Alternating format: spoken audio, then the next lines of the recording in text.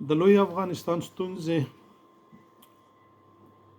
هیرونه، ژړاګانې، مرګونه د هیچا نه پټ نه دي. ټول په دې باندې خبر دي، که هغه لر دی او که هغه بر دی.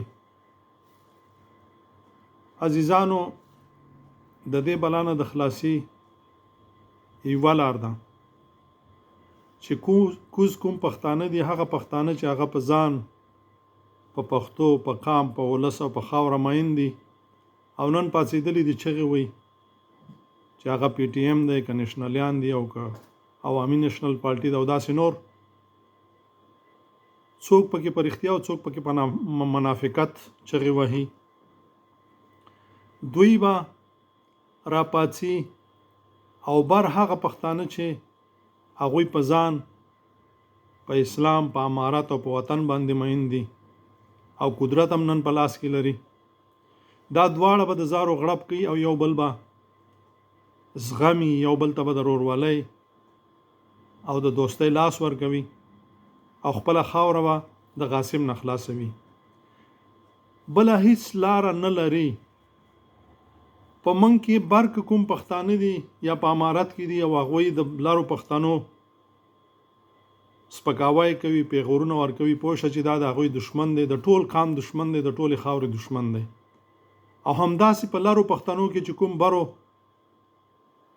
د امارت ځوانانو ته پیغورونه ورکوي، کله ورته څه وي، کله ورته د پنجاب غلامان وي، انسان خواشینی کېږي. داسې ژور فکر چې ور باندې وکړي. لر پښتانه برو ته د پنجاب غلامان وي، ځینې خلک ورته وایي، خو چې بر په نه راپاڅېدلي نن د پنجاب دښمني کوي او ګریوان ته یې لاس ورچولی دی او لر چې کوم دی مړې سترګې نیولي دي او د پنجاب د آئین لاندې خپل حقونه غواړي، خپل ژوند غواړي، نو سړی حیران شي. نو زما د خبرې مقصد دا دی چې یو بل ته به لاس ورکوو. پرته د دې نه زمونږ او ستاسې بله لار نشته چې یو بل وزغمو، لر په چغو او بر په سوک. ازادي چا تر اوسه پورې په چغو په سوالونو باندې نه ده ګټلې. حق چا په سوالونو نه دی اخیستی، په زور به اخلی. نن دی که سبا دی که وغواړئ دا به په سوک باندې اخلی. او که تاسو غواړئ که نه غواړئ پنجاب ورته لاس اچولی. نن موږ او تاسو ګورو په محکوم افغانستان کې بلا ستونزې دي. په دې 20 کالو کې چې کوم کارونه وشو او پښتانه د مرګ د ډار نه غلي ناستې هیڅ نه وایي. د کاروبار ټولې منصوبې هغې ورته بندې کړې، یعنې د وړو میلونه او فابریکې زموږ او ستاسو ځوانانو لیدلې وې، زاړه خو یې پرېږده، ټولې بندې کړې چې په هر ځای کې وي. د بورې یعنې د چینۍ میلونه چې څومره و بندې کړل، ګني چېرته ځي اوس؟ نور داسې کمپنۍ چې هغه په پښتونخوا کې وي دوی ور باندې بند کړل. دا ځکه چې دغه پښتانه لاړ شي پنجاب ته، په کراچۍ کې، په سند او په پنجاب او په بلوچستان او په داسې ځایونو کې مزدورانې وکړي او دوی هلته دوی وځپي، دا پښتانه وځپي. ګوره هیڅ وخت یو سړی غلام کېږي نه، هیڅ وخت یو څوک په چا باندې ظلم نه کوي تر څو چې ښه وازمایي.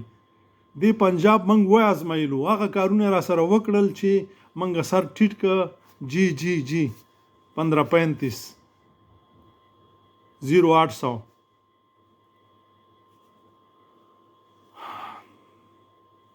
ها خو دې خبرونه به تیر شو. تاسو به ګورئ پرون د کبیر افریدي رستوران بند که. ولې بند کوي؟ دا ناولی دی، دې کې پاککاري نه وه. د پنجاب په کوڅو کې هغه شینه تاسو ګورئ، د دریو د هفتې هغه اوبه چې پرتې او دوی پکې هغه کاشوغې وینځي، لاسونه پکې وینځي، ان تر دې لیاړې پکې توکوي، هغه نه بندېږي. لیکن ستا په پښتونخوا کې داسې یو رستوران چې هغه د نړۍ په سطحه باندې مشهور. نو عزیزانو، زما د خبرې مقصد د نننۍ ویډیو دا دی که بریا مو په کار وي، لر پښتانه او بر طالبان به سره لاس ورکوي او پنجاب ته به داسې ګزار ورکوي تر څو خپله خاوره لاس ته راوړي او ازادي واخلي. که نه دغه لر پښتانه چې دا په میاشتو پرلتونه کوي او مظاهرې کوي او لاریونونه کوي او زنده‌باد او مرده‌باد وایي او داسې نور، په خدای کې په 100 کاله کې مو اخلئ تر څو پورې چې یو نشئ. د بر ګزار او د لارو غږ به سره یو کېږي، خپله خاوره به لاسته راوړي او آزاد لوی افغانستان به جوړوي. د هغې نه به وروسته ژوند ګورئ او که نه همدغسې در په در خاورې په سر به اوسئ لکه دا یاستئ چې